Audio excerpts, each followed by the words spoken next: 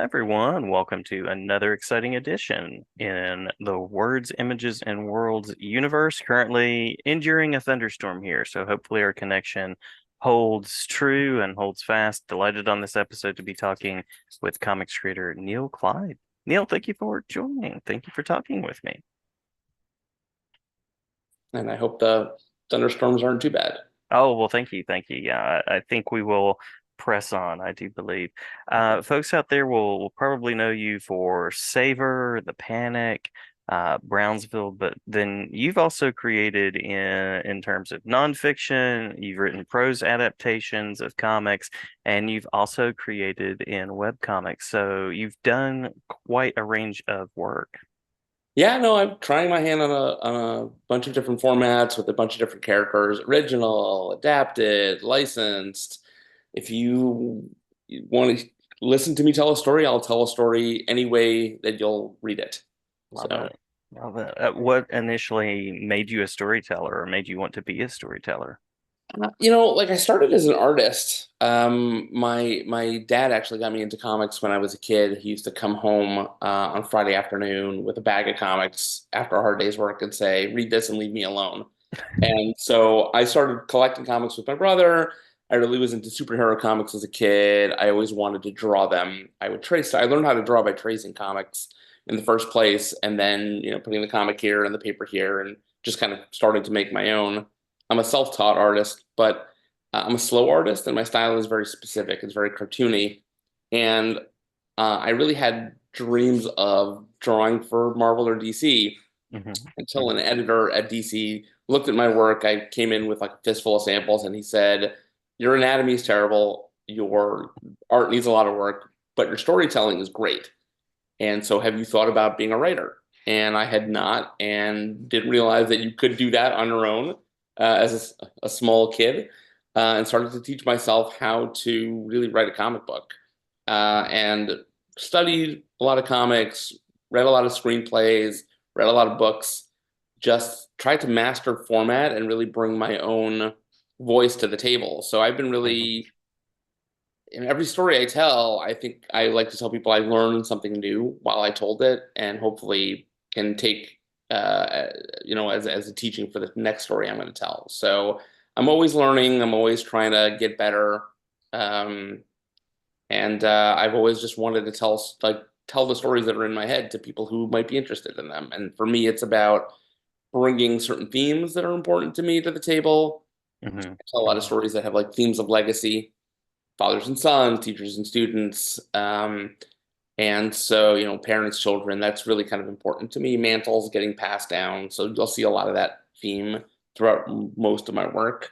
But for me, it's also about the challenge of telling new stories and different stories in different formats and bringing some of my background, some of my heritage into that story as well, so that I can really expose people to not just the stories in my head, but the world in which I live.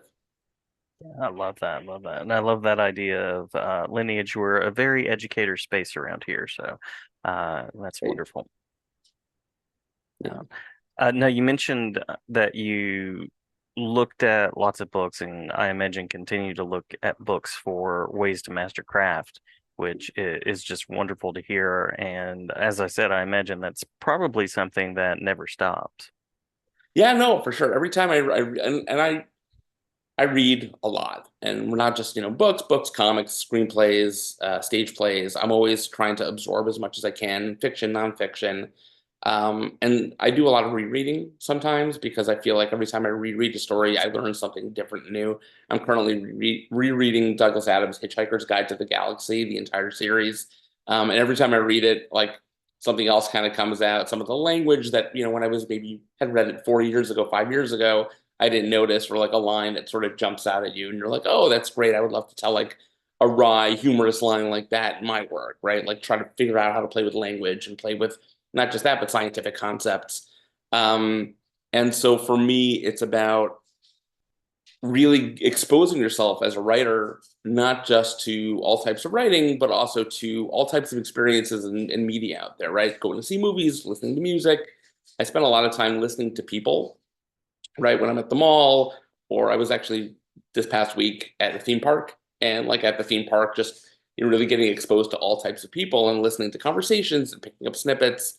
My wife actually made fun of me because for a while I have children now who are, sort of in the teenage years, and they say things that they use words I've never heard before, right? Like slang that I'm like, what does cap mean, right? Like that's cap. I'm like, what does that mean? And they're like, this is what it means. You're so old, Dad.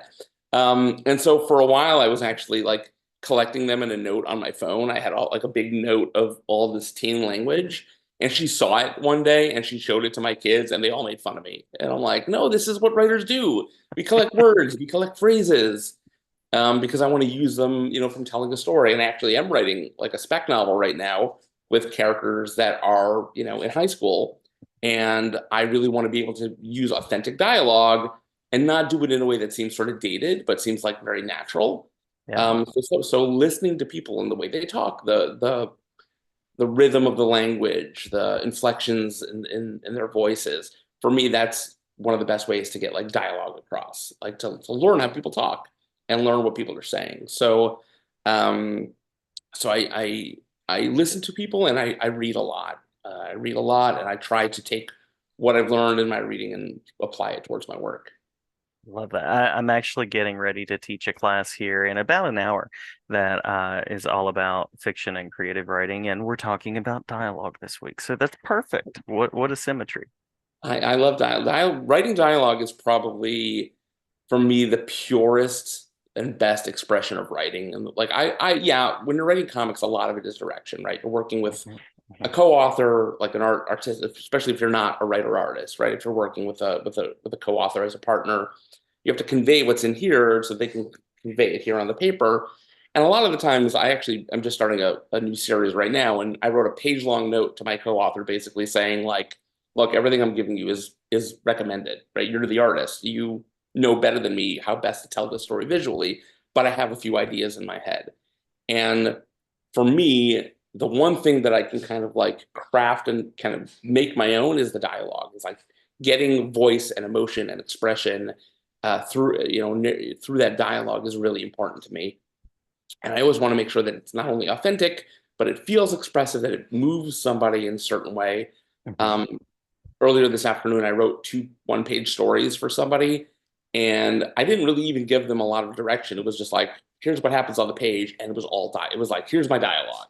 And being able to tell a story specifically through dialogue is amazing. Like being able to kind of do that. I know my co-authors are like, you're a jerk. Like half comics is a visual art form, right? And I'm, as an artist, I believe that as well. But as a writer, there's something really great about saying like, here's the dialogue, and the dialogue alone will kind of tell this story. And so I hope it comes through. I hope this guy who I sent it to really likes it. But I Yeah. like Yeah. it. Yeah. Well, certainly refreshing if he's not a person that's into sort of the over description, like it looks like this and it measures this many cubits and that sort of thing. Like, Yeah, so I find that one of the greatest comics is a great partnership because you have to trust your co-authors. They know better than you, right? Like the Mhm. artists that I've worked with, right? I don't need to, and I know some of them may be listening to this and may be laughing because I write full script and some of it is like shot this that like this angle. And I can be descriptive, and I'm doing one of the things that I'm really working on is being much less descriptive and basically saying like, here's what I want to see, here's what I Mhm. think narratively we need to see, design it any way you want, paste the page any way you want. But here's what I need needs to happen on the page, and here's the dialogue that has to go there.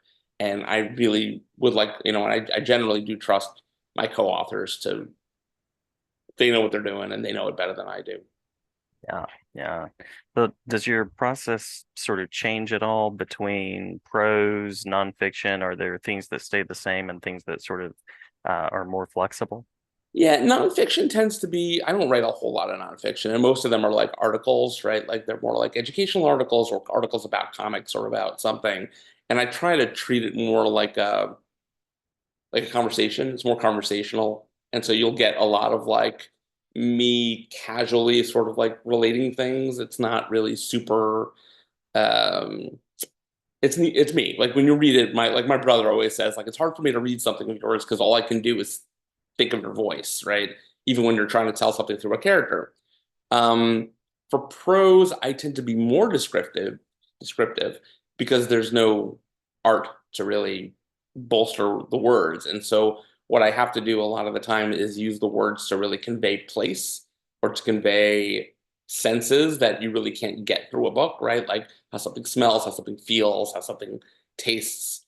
And you need to kind of use the narrative prose to convey a lot of that. Obviously, there's no taste in comics too, unless it's like you lick in the comic. But um, the other thing, like I can't, like if I'm going to describe, as I've done, like Spider-Man's costume, right? You want to describe it in a certain way, right? You want to try to use some color reference. You want to use sometimes material like how would you convey something that's purely visual to somebody who's just reading words? And I find what's interesting now is with I'm a app designer. A user experience designer by day, right? I design apps and websites, and there's a huge push in designing digital products towards accessibility, right? Design for accessibility for people who have trouble with their visual and motor skills. And so obviously accessibility compliance when it comes to language on something like social media is important too.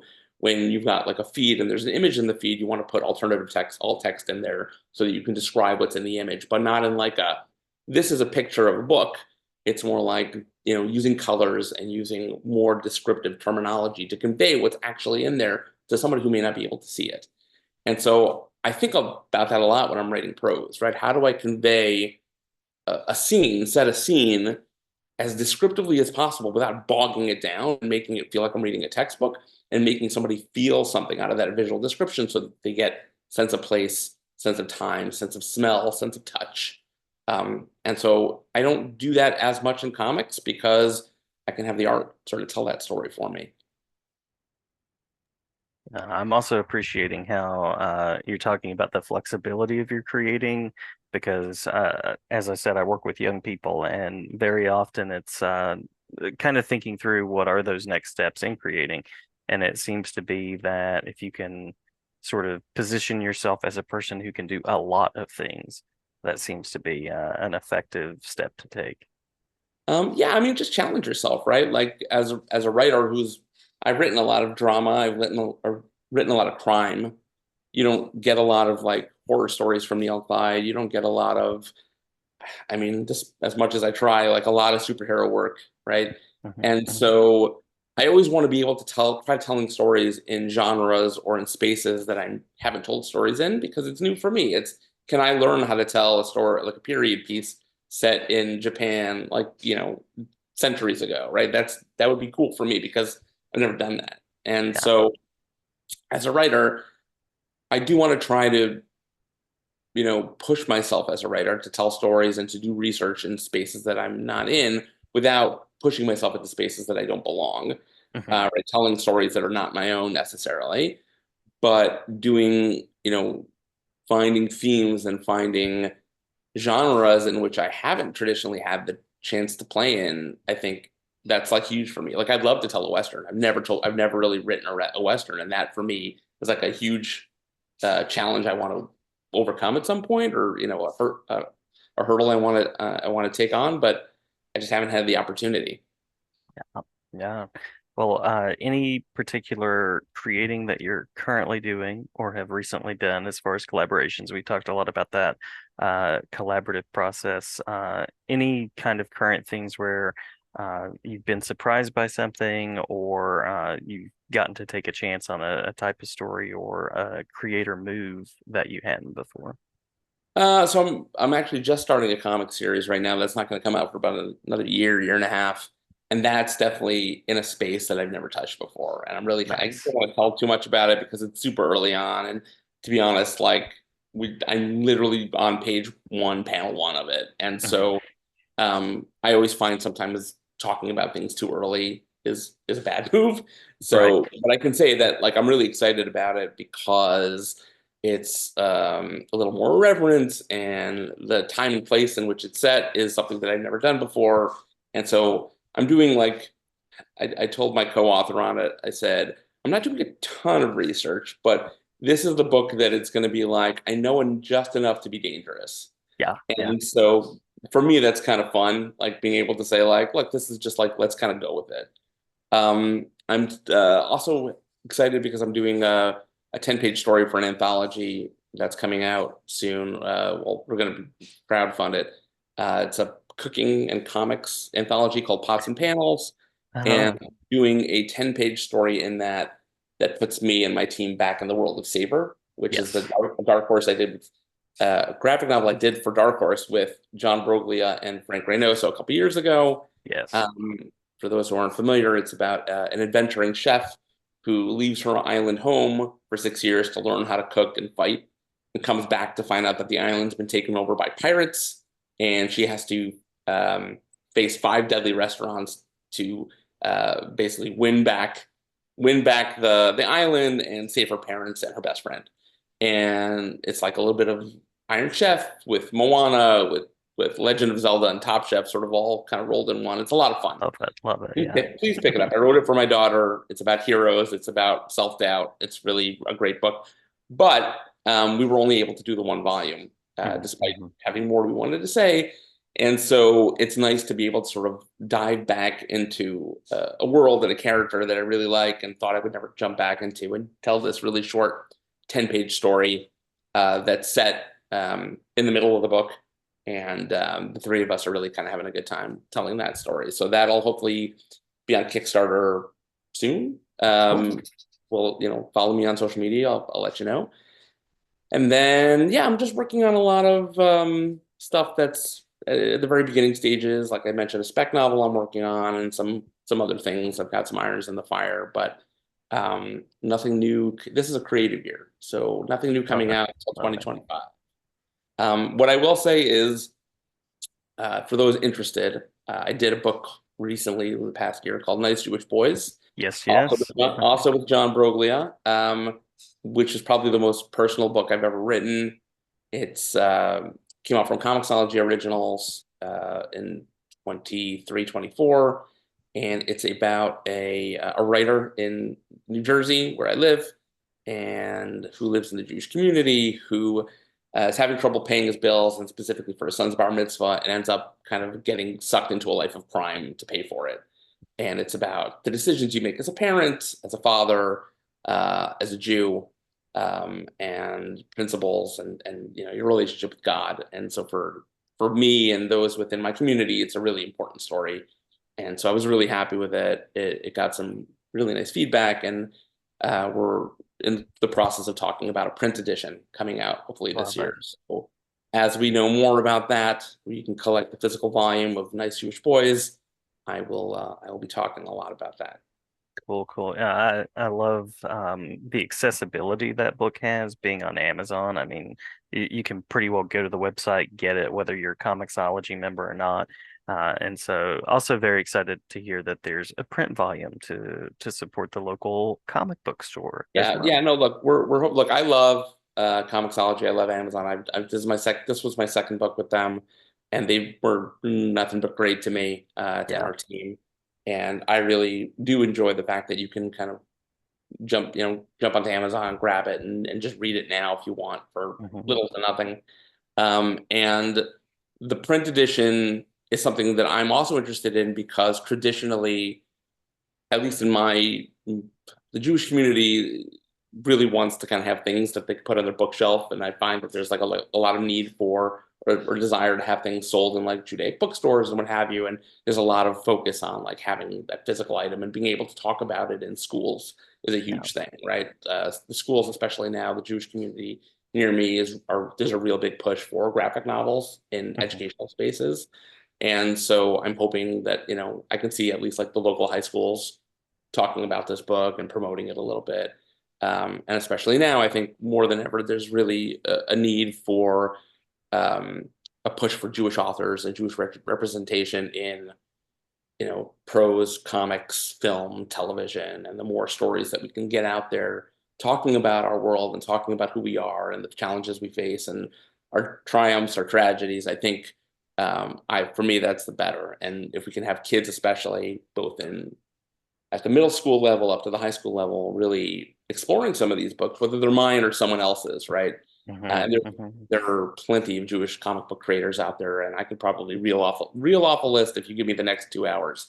Um, but the more people that there are exploring those narratives and really absorbing them, I think the better for all of us.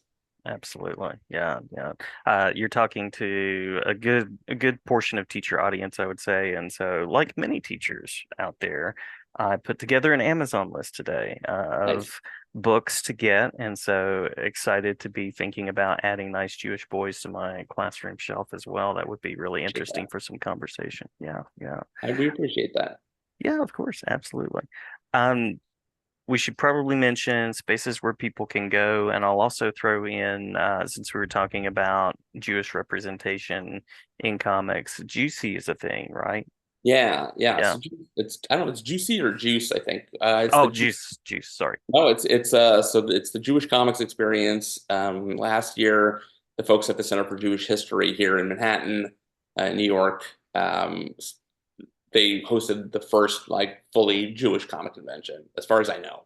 Hmm And it was really great. It was a 2 day show. It was a 1 day show with an evening event beforehand, because the evening event beforehand was an award ceremony, the Juice Awards, in which some moron won Writer of the Year. We won't talk about him, um, but it was me. Yes, And yes. um, it really was a great celebration of Jewish comics, Jewish creators in comics, people who are really trying to tell stories within a Jewish narrative or theme within through the medium of comic books.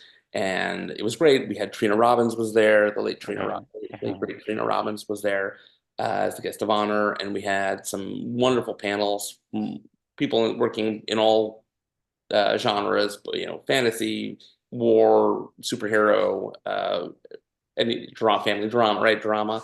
And there was also a nice little like convention feel to it where people were selling comics and sharing and trading. And so it was a lot of fun. And I believe the next one is coming up soon. You should start hearing about that shortly. This Awesome. fall, I believe it'll be in the same place as the Jewish Center for Jewish History. And I am excited to support those folks. Yeah, yeah. Tradition, and we were talking about lineage earlier, but I mean, where would we be without Siegel and Schuster? Exactly. I mean, this industry was built a great deal on, through the ideas and through the hands of Jewish creators. And, you go back and you look at Kirby and Lee and Kubert and Eisner and Siegel and Schuster and thousands more names that I can kind of sit here and reel off. But they're really, I don't know if you want, it's not, I don't know if I want to call it a Jewish medium, right? There's creators who are not Jewish who are kind of have been Mhm. contributing to the formation of the comics industry and the building of it there on in. But there's definitely a lot to be said for, Jews and Jewish stories being formative to this medium. And so as we continue to um, see comics and graphic novels getting more notice, and more folks out there wanting to be creators. For me, it's about pointing to our forebears and telling folks like kids especially who are coming to me and saying I want to draw comics, like really kind of making that connection is really important. Absolutely. Yeah, yeah. In terms of connections, if folks out there do want to find out more about your work, web spaces, social media spaces, conventions, anything like that that you'd like to Yeah, so mention? I'll definitely be at Juice in the fall. I'll probably be at New York Comic Con for a day on Sunday, just walking around. It actually coincides with the Jewish holidays, so I won't be there for most of it. Like I said, this is kind of a creative year for me, so I'm not really doing a whole lot of shows. I'm hoping next year to change some of that.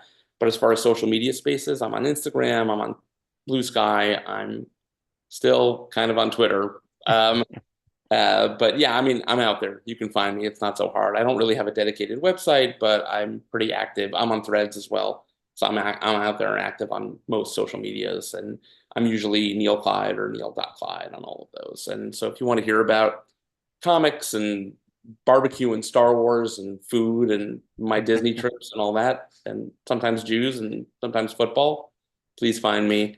I also have a newsletter at it's hang on, I'm gonna get the URL so I don't mess it Sure, up. sure. And I'll It's make sure to link it it's as well. sure it's buttondown.email/Neil Kleid. And the name of the newsletter is called Neil Kleid's Nice Jewish Words in Comics. So that ties to my comic book. Love it, love it. I will say that I actually haven't sent out an entry in over a month, and I feel kind of sad about that. But I'm going to like a bi-weekly or monthly schedule. So um, if you're interested in hearing what I have to say about writing and comics and Jews and television, like I did one on all the Star Wars stuff I'm watching. Nice. Feel free to subscribe, and hopefully you'll get some free comics every now and then, and some more just updates on the comics that I'm not writing because I'm too busy being on podcasts. Oh, yeah, yeah. Sorry, sorry.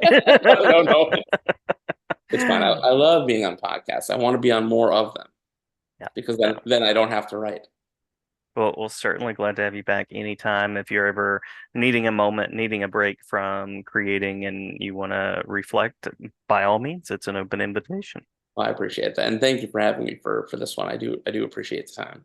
Absolutely. I appreciate your time as well. And thanks for a wonderful conversation. Thanks. Same here.